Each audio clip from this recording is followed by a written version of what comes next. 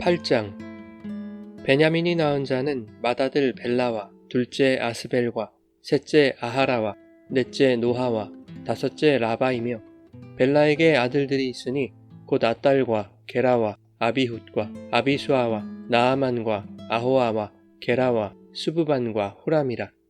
에웃의 아들들은 이러하니라.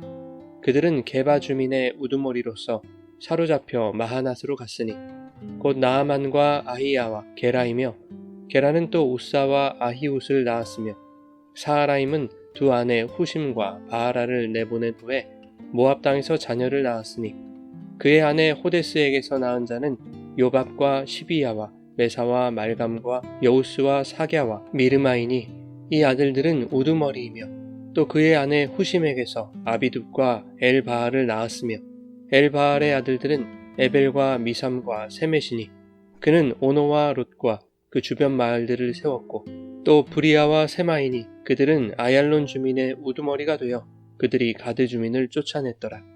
아히요와 사삭과 여레목과 스바랴와 아랏과 에델과 미가엘과 이스바와 요한은 다 브리아의 아들들이요 스바랴와 무술람과 히스기와 헤벨과 이스므레와 이슬리아와 요밥은 다 엘바알의 아들들이요 야김과 시그리와 삽디와 엘리에네와 실르데와 엘리엣과 아다야와 브라야와 시므랏은 다 시므이의 아들들이요 이스반과 에벨과 엘리엘과 압돈과 시그리와 하난과 하나냐와 엘람과 안도디야와 이브드야와 브누엘은 다 사삭의 아들들이요 삼스레와 스하랴와 아달랴와 야아레시아와 엘리야와 시그리는 다 여로함의 아들들이니 그들은 다 가문의 우두머리이며 그들의 족보의 우두머리로서 예루살렘에 거주하였더라.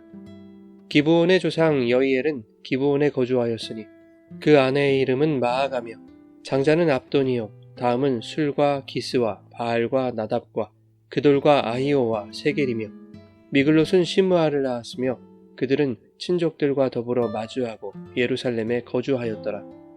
넬은 기스를 낳고 기스는 사울을 낳고 사울은 요나단과 말기수아와 아비나답과 에스바알을 낳았으며 요나단의 아들은 무립바알이라. 무립바알은 미가를 낳았고 미가의 아들들은 비돈과 멜렉과 다레아와 아하스이며 아하스는 여호아따를 낳고 여호아따는 알레멧과 아스마웻과 시므리를 낳고 시므리는 모사를 낳고 모사는 느비야를 낳았으며 느비야의 아들은 라바요 그의 아들은 엘르아사요 그의 아들은 아셀이며 아셀에게 6 아들이 있어 그들의 이름은 이러하니 아스리감과 보그르와 이스마엘과 스아랴와 오바댜와 하난이라.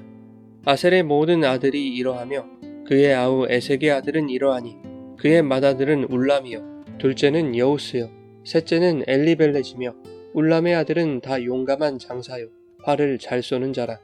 아들과 손자가 많아 모두 150명이었더라. 베냐민의 자손들은 이러하였더라.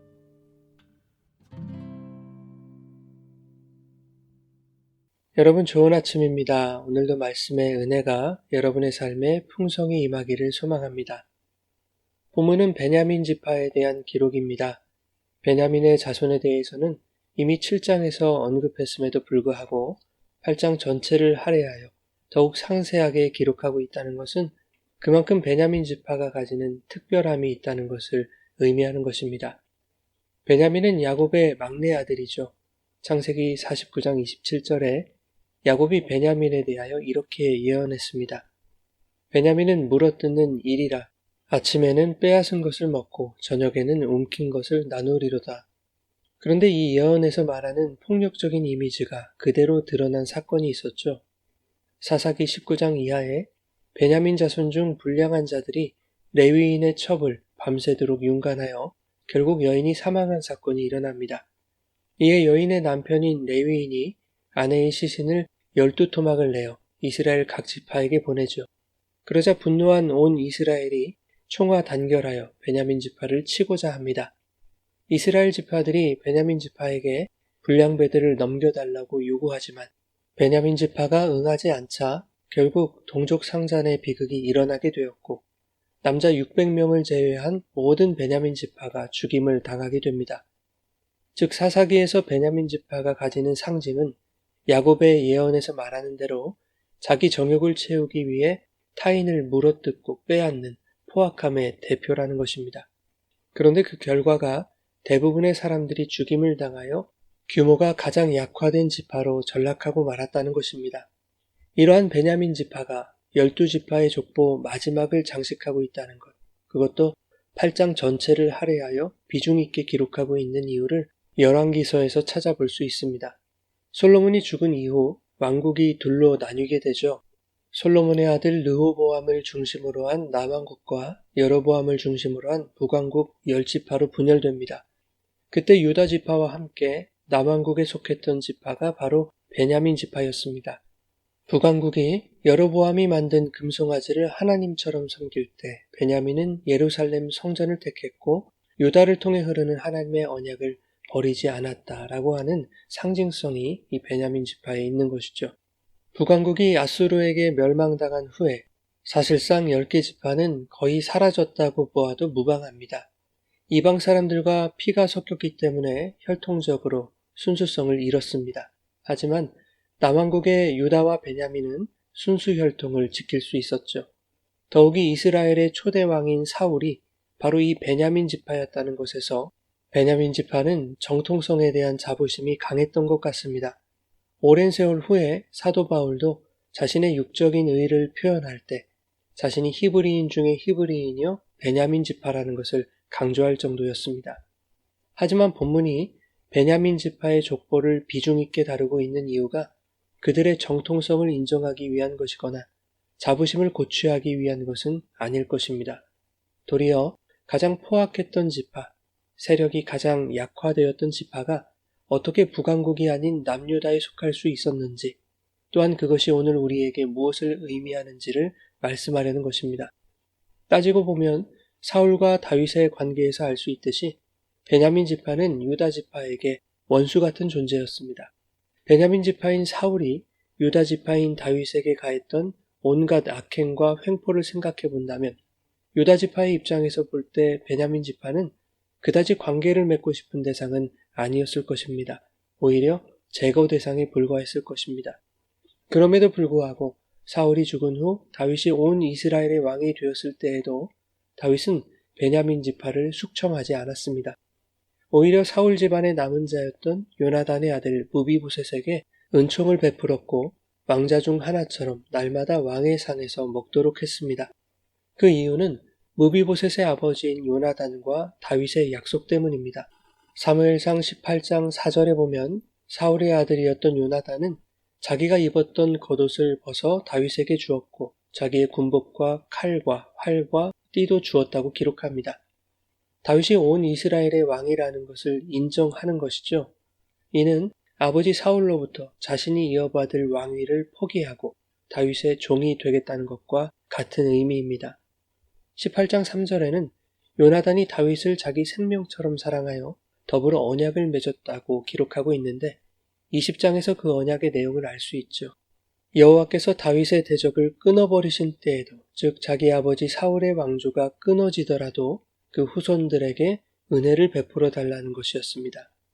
이것은 요나단과 다윗이 여호와 앞에서 맹약한 것이었고 다윗은 그 언약을 기억하여 사울과 요나단이 죽은 후에 요나단의 아들 무비보셋을 왕자 중 하나처럼 대우해 준 것입니다.